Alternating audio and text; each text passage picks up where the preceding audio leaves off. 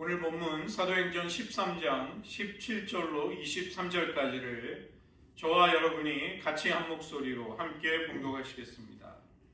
이 이스라엘 백성의 하나님이 우리 조상들을 택하시고 애굽 땅에서 나그네 된 그 백성을 높여 큰 권능으로 인도하여 내사 광야에서 약 40년간 그들의 소행을 참으시고 가나안 땅 7 족속을 멸하사 그 땅을 기업으로 주시기까지 약 450년간이라. 그 후에 선지자 사무엘 때까지 사사를 주셨더니 그 후에 그들이 왕을 구하거늘 하나님이 베냐민 지파 사람 기스의 아들 사울을 40년간 주셨다가 패하시고 다윗을 왕으로 세우시고 증언하여 이르시되 내가 이새의 아들 다윗을 만나니 내 마음에 맞는 사람이라 내 뜻을 다 이루리라 하시더니 하나님이 약속하신 대로 이 사람의 후손에서 이스라엘을 위하여 구주를 세우셨으니 곧 예수라. 기도하시겠습니다. 하나님, 하나님의 역사 속에 평범한 사람들이 믿음으로 응답하며 주님의 뜻을 따를 때 거기에 하나님의 통치와 아름다운 일들이 이루어졌음을 말씀에서 상고하며 우리들의 평범한 일상까지도 하나님이 역사하시고 일하시는 무대가 됨을 깨달으면서 하나님께 온전히 우리들의 삶을 드릴 수 있게 하여 주시옵소서. 모든 말씀 예수님의 이름으로 기도드립니다. 제 본래 계획은 구약 성경의 맥과 얼개, 그 성경 전체를 보는 좀 거시적인 공부를 하려고 했는데 후루룩 하고 나면 여러분의 기억에 아무것도 남지 않으실 것 같아요. 그래서 제가 교재를 만들기로 했습니다. 그래서 한 몇 개월 후에 이 사무엘상 강해가 끝나고 나면 한 9강 아니면 18강 정도로 그렇게 그 과정을 진행하기로 하고, 사무엘상은 저희가 여호수아서라는 역사서를 다루기는 했지만 사무엘상하, 열왕기상하, 역대상하라는 이스라엘의 큰 역사를 우리가 살펴보아야 할 필요가 있습니다. 성경 전체에서 예수님을 제외하고 가장 많은 분량이 할애된 사람이 바로 다윗입니다.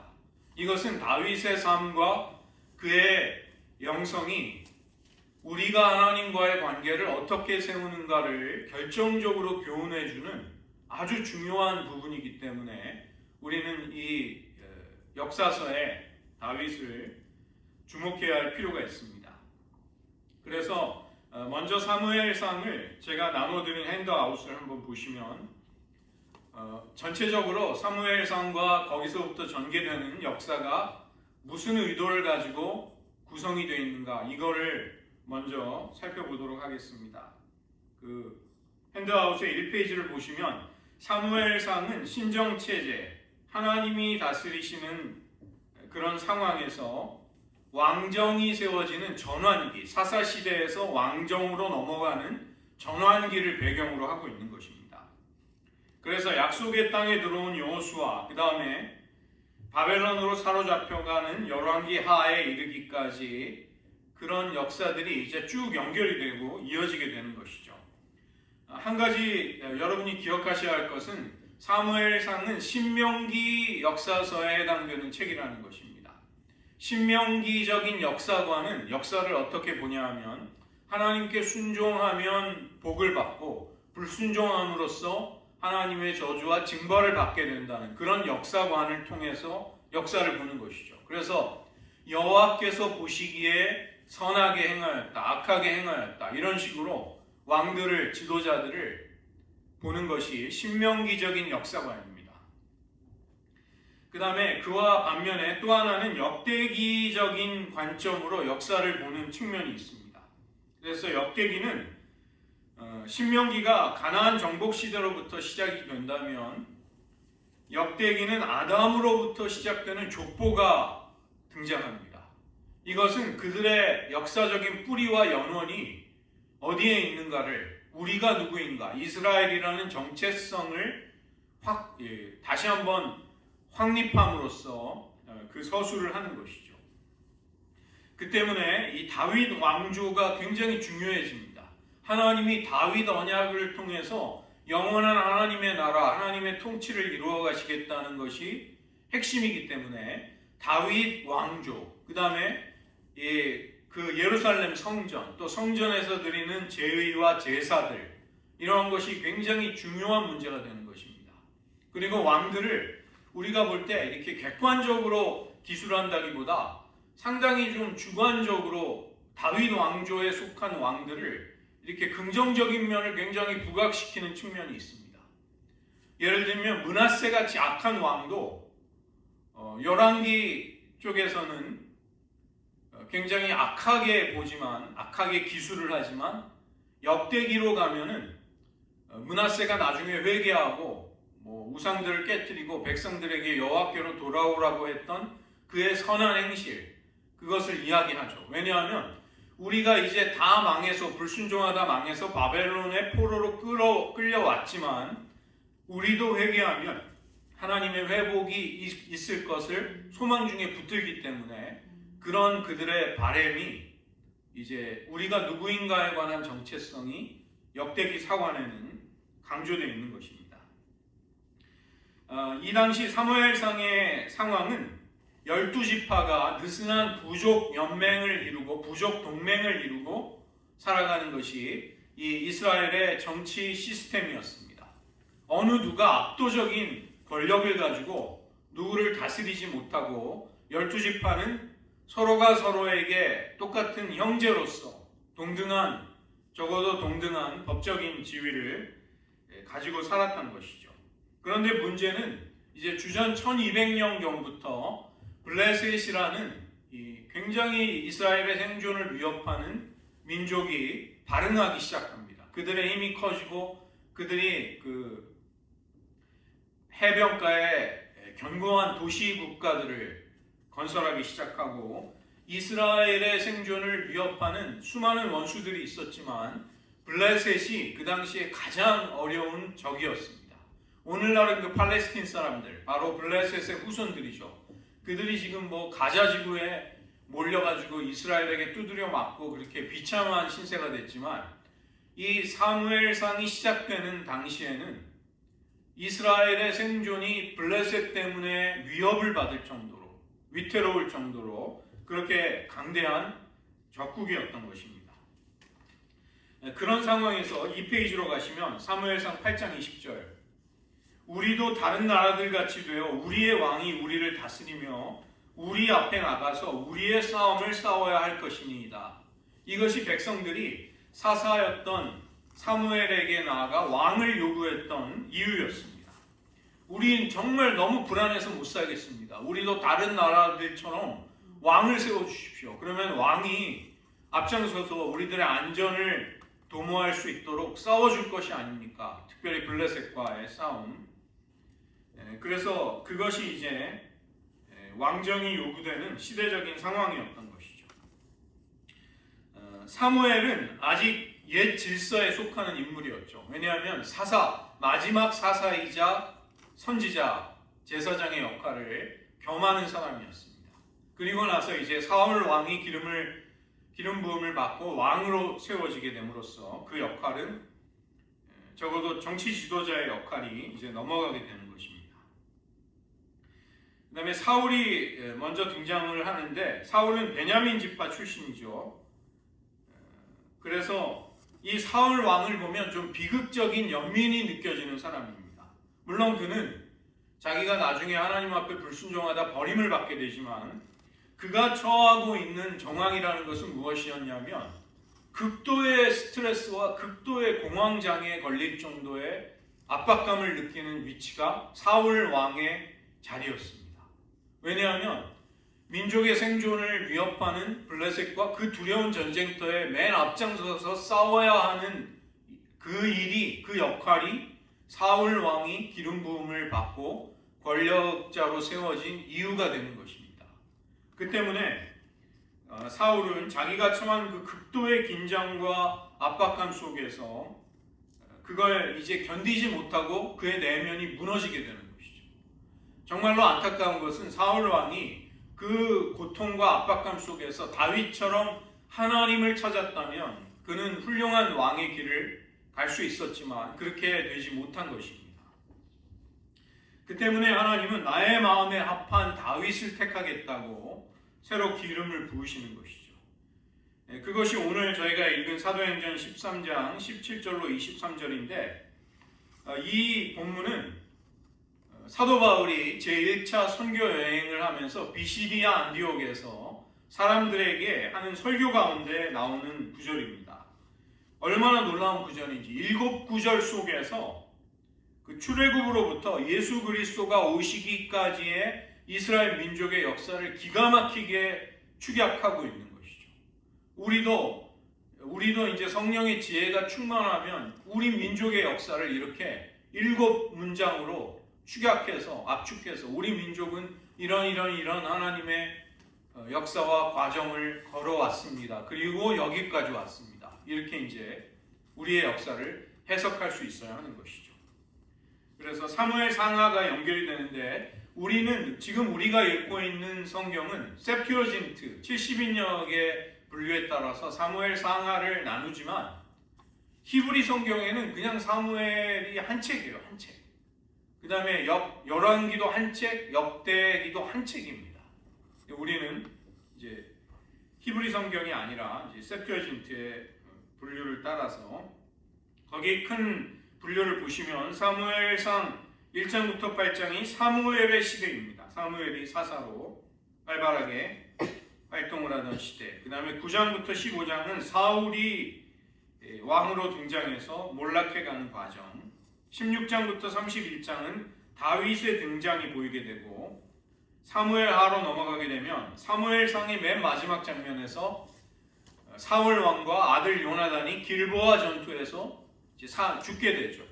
죽임을 당하고, 이제 사무엘하부터는 다윗 왕의 초창기, 그리고 초창기에는 유다와 베냐민 지파 두 지파의 왕으로만 그가 왕으로 인정받았고, 그 다음에 사무엘하 5장부터 19장으로 가면 이제 7년 6개월 만에 모든 지파가 그를 왕으로 추대하게 됩니다. 그리고 여러 가지 많은 사건들이 일어나고, 마지막 20장부터 사무엘하 20장부터 24장이 다윗 왕의 후기, 맨 마지막 그런 식으로 이제 이 사무엘이라는 책이 우리가 볼 때는 사무엘 상하가 전개되는 것입니다.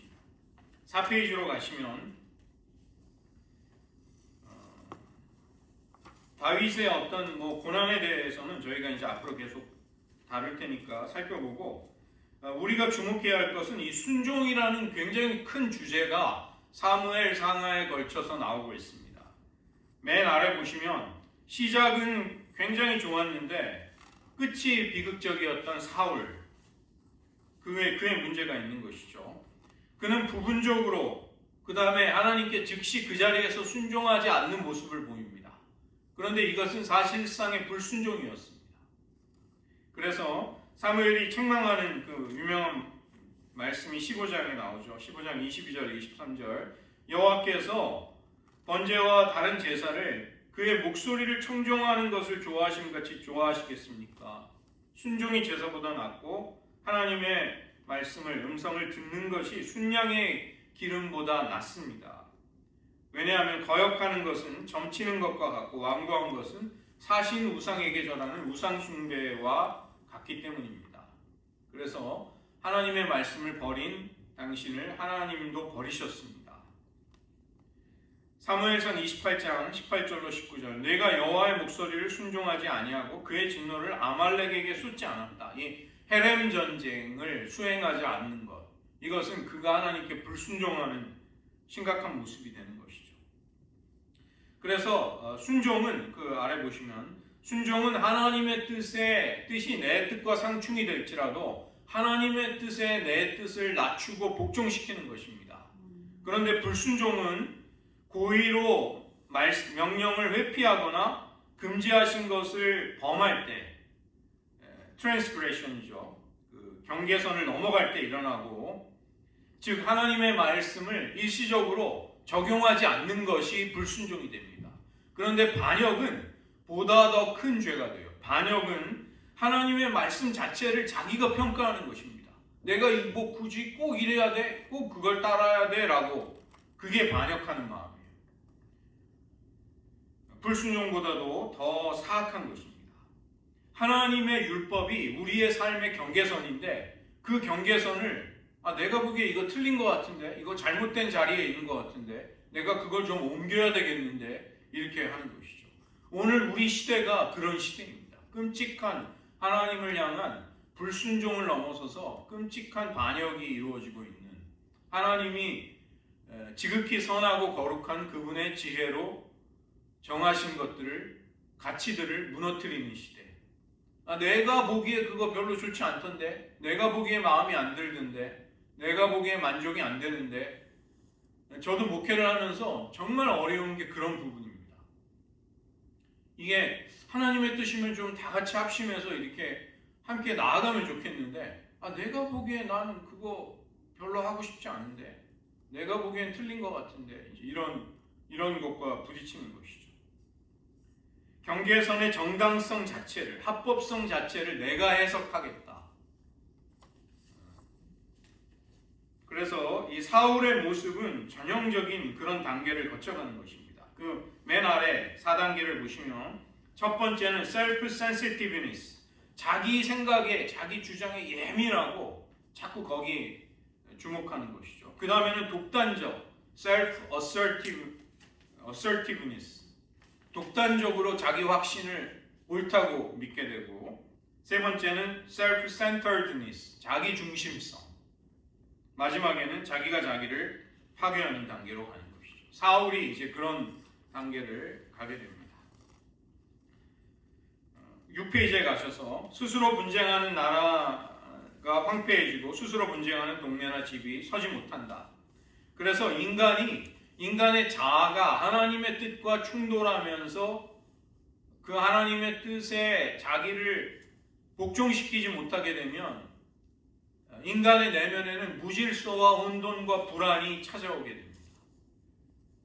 그래서 자기가 자기에게 점령당해서는 안 되는 것이 그리스도인의 건강한 심리 상태인 것이죠. 내가 나를 주장하는 것이 아니라 나는 싫어도 혹은 나는 좋아도 나에게 중요한 것은 하나님의 마음과 하나님의 뜻이다. 이걸 우리가 인정할 수 있는 데까지 가기 위해서 하나님은 다윗처럼 우리를 연단하시기도 하십니다. 그래서 존 칼빈, 장 칼빈이 이야기한 거, 인간이 자기에게 복종하는 것이 파멸에 이르는 길이고 유일하게 안전한 피난처란 주님이 인도하시는 곳이라면 어디든지 따르겠다. 그걸 지혜로 삼을 때 우리는 살 수 있다는 것이죠. 사울은 자기 자신을, 자기의 고집을 따라간 통치자가 되자 하나님의 신이 그를 떠나가십니다.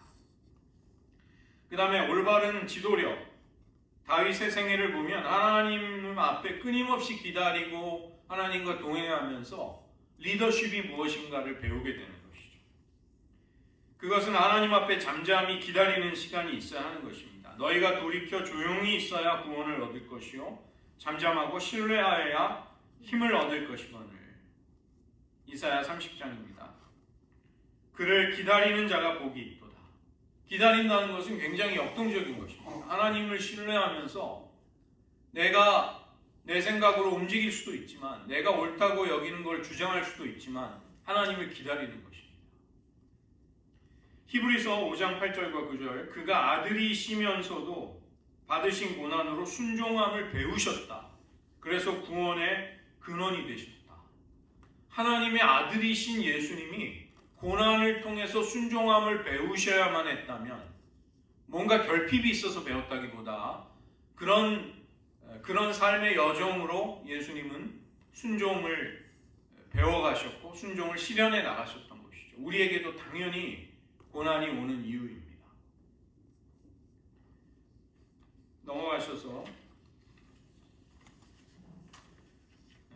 하나님의 광야 학교에 다윗은 입학하게 되죠. 그 중간에 보시면 세왕 이야기, 진 에드워즈라는 작가가 쓴 유명한 책인데, 제가 여러분이 다 같이 좀 사무엘상을 저희가 한 적어도 몇 주 해야 되니까 그동안 한번 읽어보시기 바랍니다. 제가 여러분이 읽으실 수 있도록 그렇게 하겠습니다. 하겠습니다.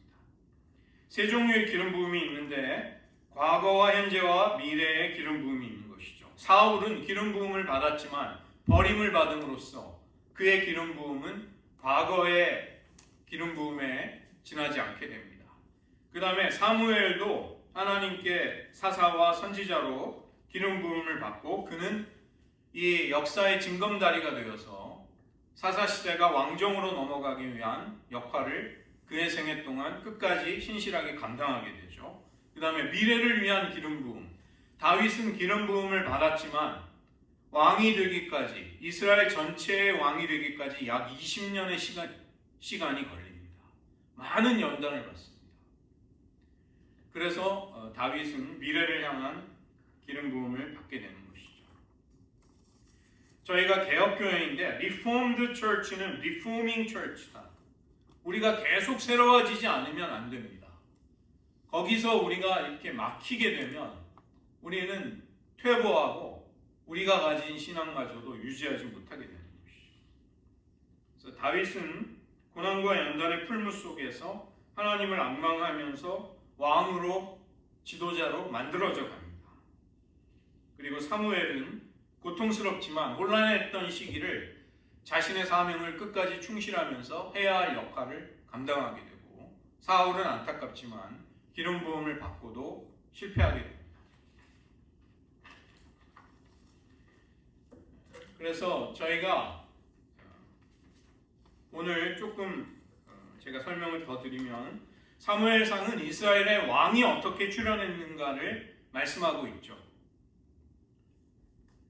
그런데 단순히 왕이 출현하는 것만이 관심이 아니라 이스라엘의 왕이 적어도 세상의 세속적인 왕과는 지도자들과는 어떻게 다른가를 말씀하는 것입니다.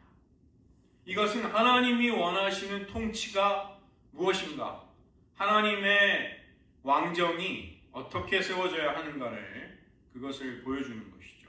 왕이 단순히 나오는 게 중요한 것이 아니라 하나님의 마음에 들고 하나님의 뜻을 실현할 수 있는 왕이 세워져야 한다. 이것이 사무엘 상하가 보여주는 전개해 나가는 굉장히 중요한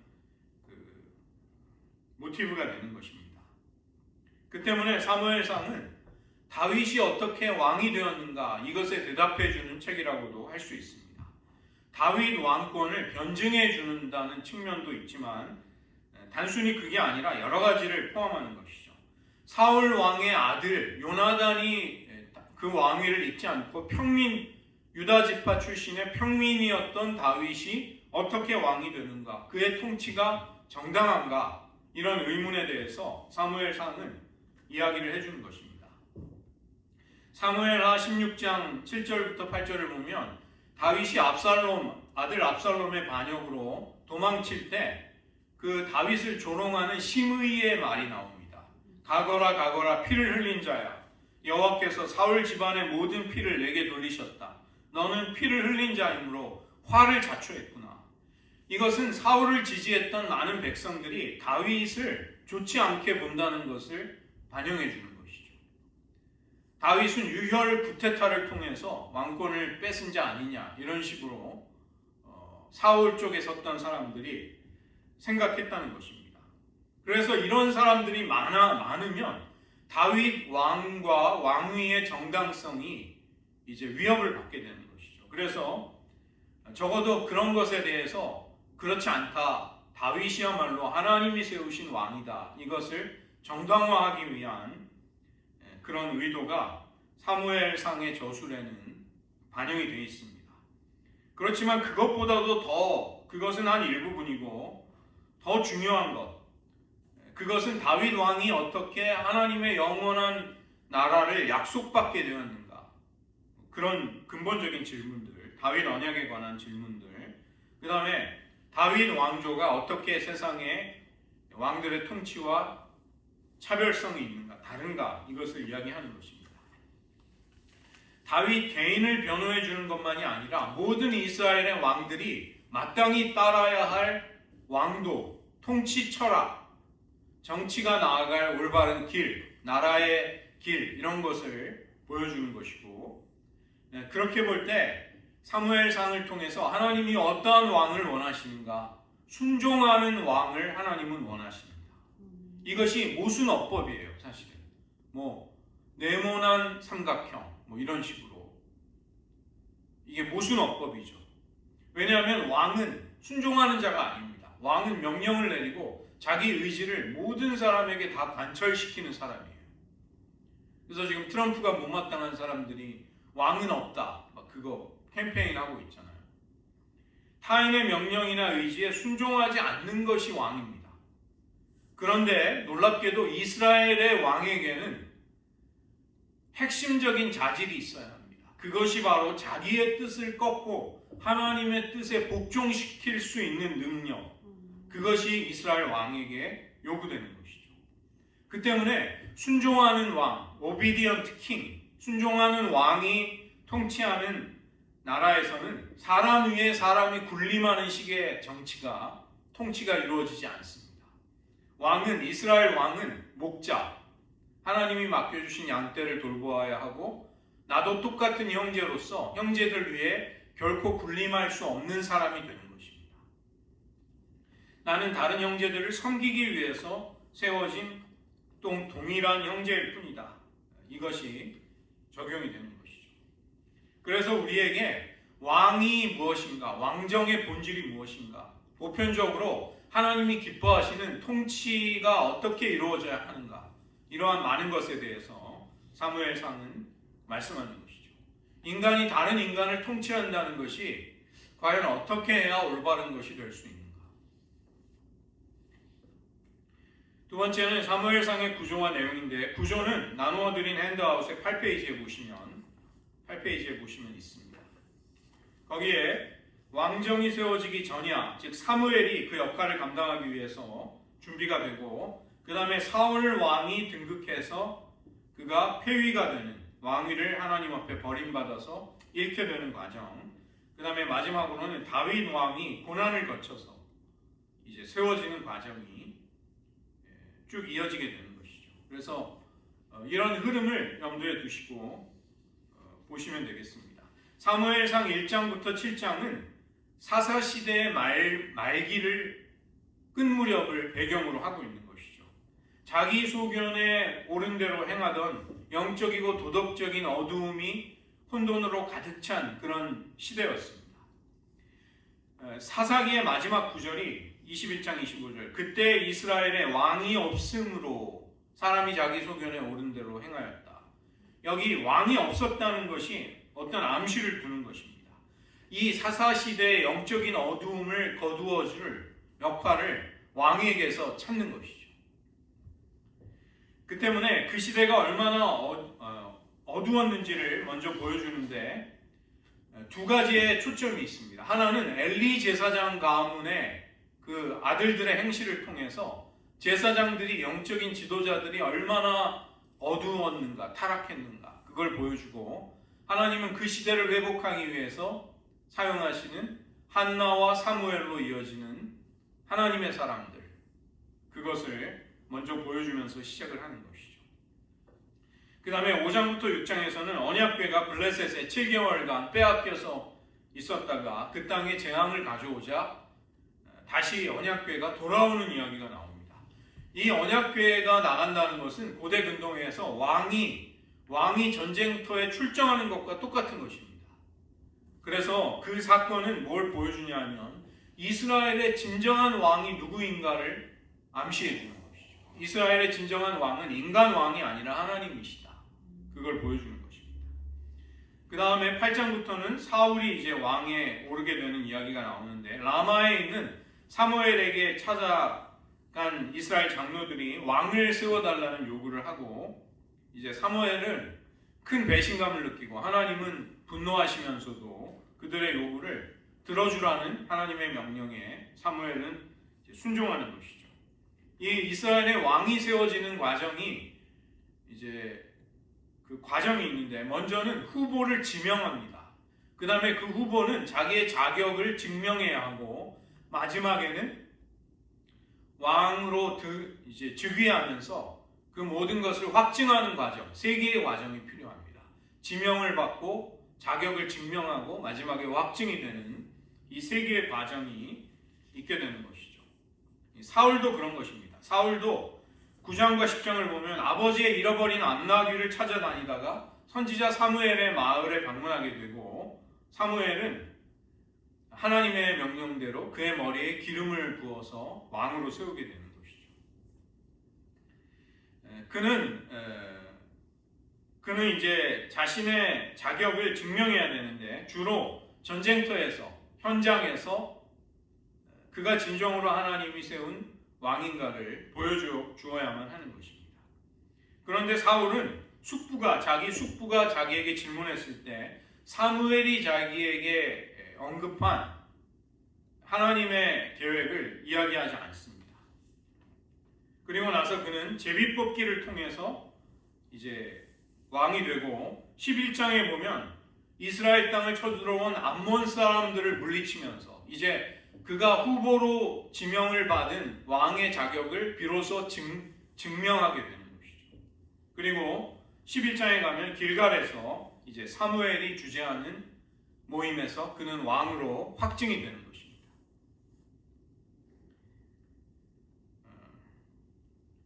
문제는 이제 그 다음부터는 사울 왕이 13장부터 15장에서는 사울 왕이 군사적으로 어떻게 싸웠는가 이걸 많이 보여주지만, 이 사무엘상의 관심은 그가 왜 하나님 앞에 버림을 받았는가에 있습니다. 그가 거두게 된 군사적인 승리가 중요한 것이 아니라 그가 하나님과의 관계 속에서 어떠했는가를 주목하는 것이죠. 13장, 14장에서는 블레셋과 15장에서는 아말렉과 전쟁을 합니다.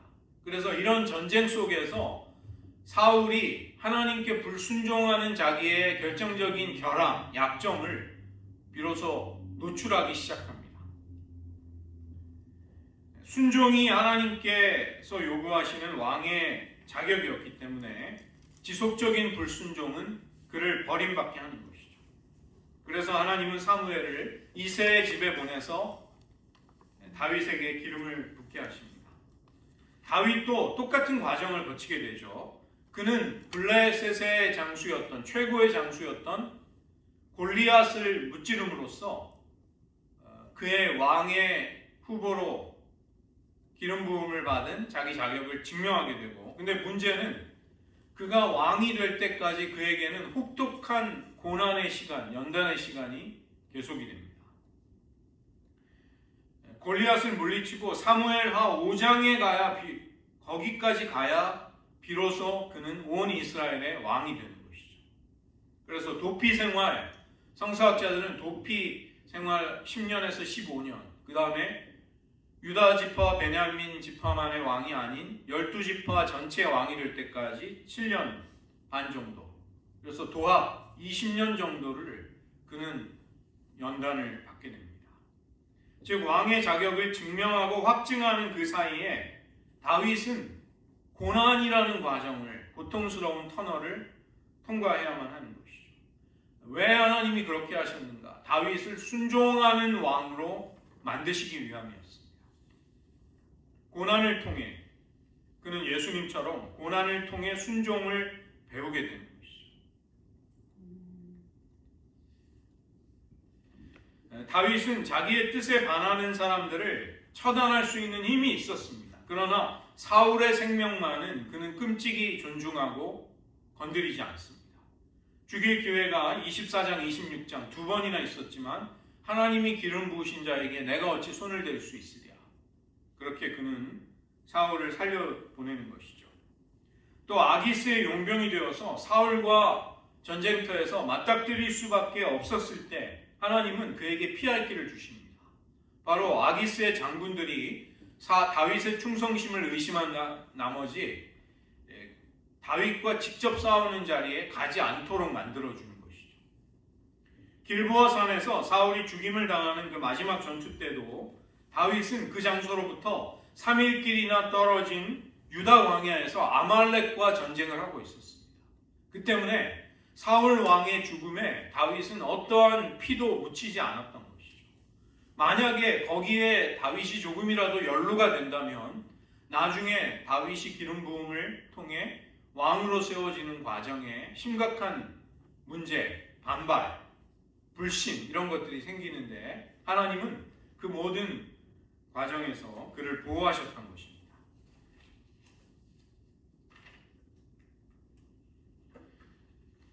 사무엘상에서 여러 가지 메시지가 있지만 몇 가지 소개를 드리면, 먼저 하나님의 나라의 역사들은 평범한 사람들이 크고 작은 삶의 도전 앞에서 믿음으로 하나님께 응답하면서 거기에서부터 시작이 되는 것이죠. 그래서 사무엘상은 자녀를 낳을 수 없었던 한나라는 한 여인의 이야기로부터 시작을 합니다. 자신을 하나님이 마치 버린 듯한 절망 속에 그는 머물러 있지 않고 일어나 하나님께로 나아갑니다.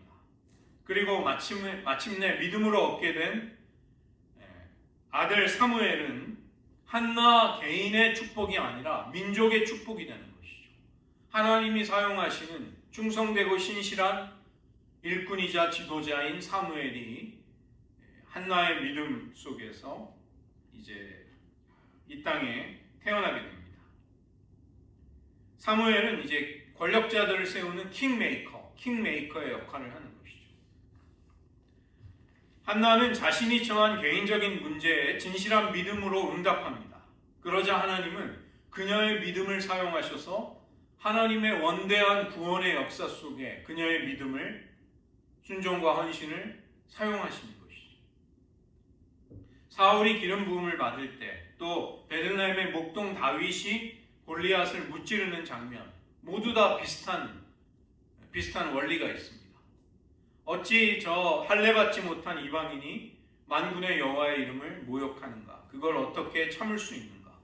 그렇게 믿음으로 응답했던 소년 다윗, 그가 하나님의 쓰임을 받게 되는 것입니다.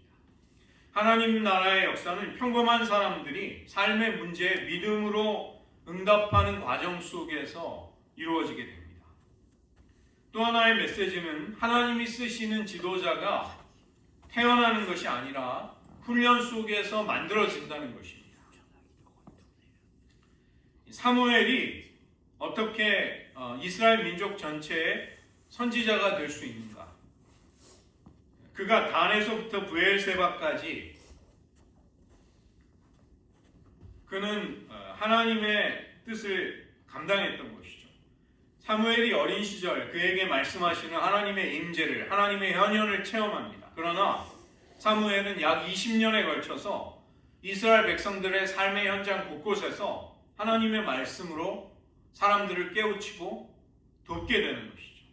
그러자 하나님이 사무엘의 입에서 떨어지는 말을 하나도 땅에 떨어지지 않게 해주심으로써 그의 영적인 권위를 조금씩 세워주셨던 것입니다. 그리고 나중에 사무엘상 7장에 보면 사무엘을 통해서 이제 전국적인 회개 운동이 일어날 수 있는 미스바의 집회가 일어나게 되는 것이죠. 그게 갑자기 일어나는 것이 아니라 20여 년의 세월을 사무엘이 하나님께 충성하면서 목회 활동을 했기 때문에 그런 일이 일어나게 되는 것입니다. 다윗도 마찬가지이죠. 다윗도 하나님이 정말 나에게 왕의 기름 부음을 하셨는가를 의심할 정도로 길고도 고된 혹독한 고난을 받게 됩니다. 그리고 그는 그 고난 속에서 하나님의 사람으로 만들어져 가는 것이죠. 마지막으로 사무엘상의 가장 중요한 메시지는 하나님이 역사를 통치하신다는 것입니다. 왜 사울이 버림을 받고 다윗에게 영원한 하나님의 왕조가, 나라가 약속이 되는가? 이 결정적인 질문이 있는 것이죠. 사울은 처음부터 모든 백성들이 다른 나라들처럼 우리도 만들어 달라는 그 열망, 그 기대와 요구가 사울에게 걸려있는 왕의 부담이었습니다. 우리가 힘있고 부유하게 살고 싶다. 그 때문에 원래 이스라엘 백성들은 왕 아래 속하는 왕의 신민, 왕에게 복종하는 자가 될 필요가 없는 사람들이었습니다. 12지파가 느슨한 형태의 동맹을 이루고 동등한 형제애를 가지고 하나님의 통치를 받으면 됐지만 그들은 우리도 다른 나라들처럼 부강하고 안전하게 살고 싶다고 왕 아래 복종하는 사람들로 자기를 세속 왕의 종이 되겠다 이렇게 자처를 하는 것이죠. 그 때문에 사울은 주변의 왕들처럼 그들에게 요구되는 부담을 자기가 짊어지는 곤혹스러운 자리에 들어간 것입니다. 예전에는 한국의 축구 국가대표 감독 자리가 성배를 마시는 자리다. 독이든 성배를 마시는 자리다. 왜냐하면 일본하고 경기에서 지면 목이 잘리는 자리고 이기면은 영예를 얻는 자리. 그래서 독이든 성배를 마셔야 하는 자리다. 그런 이야기가 있었습니다. 비슷한 거죠. 그러나 다윗은 오랜 고난을 통해서 순종하는 왕이 어떠한 사람인가를 깊이 이해하고 그거를 자기의 삶에 조금씩 이루어가게 됩니다. 이 순종하는 왕이라는 것은 고대 근동에는 그런 왕이 없었어요.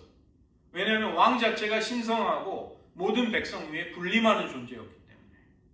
그러나 이스라엘의 왕은 자신이 신이 아니고 나는 모든 형제와 동일한 모든 다른 형제들을 섬기는 그들의 형제라는 것을 자각하는 사람이었습니다. 자신의 뜻이 아닌 하나님의 미슈파트와 제다카가 실현되도록 하는 것이 왕의 역할이었던 것이죠. 이런 순종하는 왕에게, 이런 하나님이 요구하시는 통치자에게 제일 중요한 덕목이 무엇인가? 자기 잘못을 인정함으로써 그것을 교훈 삼아 더 나아질 수 있는 능력이 하나님이 찾으시는 중요한 자질이었습니다. 유다가 왜 왕의 지파로 축복을 받았을까요? 야곱의 장남이었던 르우벤은 서모 빌하와 간통을 함으로써 정치적인 리더의 자격을 잃어버립니다. 그는 성적인 타락으로 인해서 왕이 될 지도자의 지파가 될 자격을 잃어버리죠. 그 다음에 시므온과 레위는 과격성과 폭력성, 혈기 때문에 왕의 자격에서 탈락을 합니다. 어떻게 보면 우리는 요셉이 가장 이상적인 통치자가 아닌가. 그런데 성경은 그렇게 보지 않습니다. 왜냐하면 요셉으로부터 나오게 되는 에브라임이나 므낫세가 아닌 유다 지파에서 왕이 세워지기 때문에 그런 것이죠. 예수 전도단의 로렌 커닝햄 목사님은 요셉이 애굽의 총리였던 시절에 애굽의 모든 곡식을 전매함으로써 모노폴리 다 사들임으로써 바로의 권력을 강화시키는 것, 이것은 어떻게 보면 일반 백성을 착취하는 행동이다. 그 때문에 그러한 부분들을 굉장히 그분은 부정적으로 해석을 하시더라고요. 유다가 리더로 선택이 된 이유는 그가 완벽해서가 아니라 그가 자기 잘못을 인정할 줄 아는 사람이었기 때문입니다. 유다는 처음에 동생 요셉을 팔아버리는 일에 앞장을 서지만 나중에 베냐민을 데리고 오라는 요셉의 말에 곤혹스러운 상황에 빠졌을 때 유다는 자원하는 것이죠. 제가 베냐민을 대신해서 볼모가 되겠습니다. 희생하는 자리에 먼저 뛰어드는 사람이 되는 것입니다. 그 다음에 그가 성적인 죄를 저질렀지만 가부장의 권위로 며느리 다말의 목소리를 짓누를 수도 있습니다. 진실을 묻어버리려고 할 수도 있죠. 그러나 그는 그렇게 하지 않고 자기의 죄를 솔직하게 인정하고 하나님의 정의를 실현하는 사람이 되는 것입니다. 그 때문에 다말에게서 태어나는 베레스가 예수님의 족보에 올라가게 되는 것이죠. 이처럼 사무엘상이 말하는 순종하는 왕은 다윗의 개인적인 덕목이 아니라 이스라엘의 모든 왕이 그러해야 하는 모습을 보여줍니다. 하나님이 기뻐하시는 통치자가 어떠한 덕목과 어떠한 자질을 가져야 하는가, 그것을 보여주는 것이죠. 하나님은 통치자가, 지도자가 자기의 뜻을 꺾고 자기보다 높으신 하나님께 순종하는 사람이 되기를 원하십니다. 잘못이 있다면 솔직하게 인정함으로써 더 나은 사람이 될 수 있는 그런 사람이기를 원하시는 것이죠. 그래서 하나님은 이제 그런 왕을 세워나가시는 과정을 사무엘 상하를 통해서 보여주고 계십니다. 저희가 다음 시간부터는 이제 본문을 강의하도록 하고 오늘 이 시간 들은 말씀을 의지하면서 잠시 기도하겠습니다. 우리들의 생애 속에 뜻하지 않은 고난이 찾아왔고 그 고난이 아직도 계속되고 있다면 여러분 한번 깊이 생각해 보시기 바랍니다. 예수님도 고난을 통해 순종함을 배우셨습니다. 다윗도 고난을 통해 자신이 왕의 기름 부음을 받았지만 또 충분한 자격을 증명했지만 그 왕의 기름 부음을 통해 왕의 자리를 확증하기까지 그는 20여 년의 고난을 겪었던 것입니다. 그러나 그것은 그를 망가뜨리고 그를 피폐하게 만드는 고난이 아니었습니다. 그를 정금과 같이 만들어서 하나님이 기뻐하시는 통치자의 자격을, 자질을 갖추도록 하는 그런 과정이었습니다. 다윗도 처음부터 순종하는 사람이 아니었습니다. 다윗은 특별히 블레셋 망명이 실패하고 아둘람 굴에서 고통을 당할 때부터 하나님을 간절히 찾기 시작합니다. 하나님은 다윗의 모든 기도에 즉시 응답하시면서 그와 함께 하셨던 것이죠. 우리에게도 고난이 찾아올 때 이렇게 생각하시면 맞을 것입니다. 하나님은 나에게 아직도 배워야 할 순종을 가르치시려고 하는구나. 우리가 그 마음으로 우리를 하나님의 손에 맡길 수 있기를 원합니다. 아울러 하나님의 나라가 평범한 사람들이 크고 작은 일들 속에서 믿음으로 하나님의 이끄심에 응답하고 순종해 나갈 때 하나님의 일들이 세워져 나가고 완성을 향해 나아간다는 것을 깨닫게 되는 것이죠. 우리들의 일상 역시 하나님의 은혜 속에 있습니다. 하나님의 뜻을 이루어 나갈 것입니다. 오늘도 그러한 삶을 살아가게 해달라고 이 시간 잠시 기도하시겠습니다.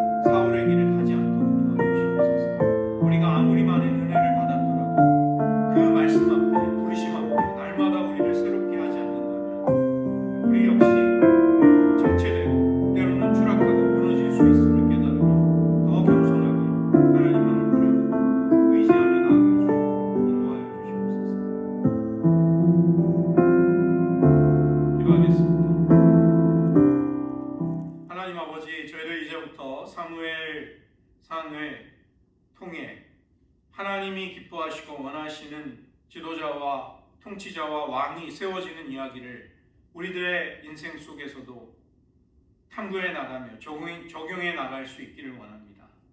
하나님, 평범한 사람들의 크고 작은 일상 속에서 그들이 믿음으로 응답하는 것을 하나님은 아름답게 사용하셔서 하나님 나라, 하나님의 큰 통치를 이루어가고 계시오니 오늘 우리가 맞이하는 일상 역시 우리가 깨닫지 못할지라도 하나님의 나라를 세워나가는 그 하나님의 손길에 계획에 쓰임받는 삶이 되게 하여 주시옵소서.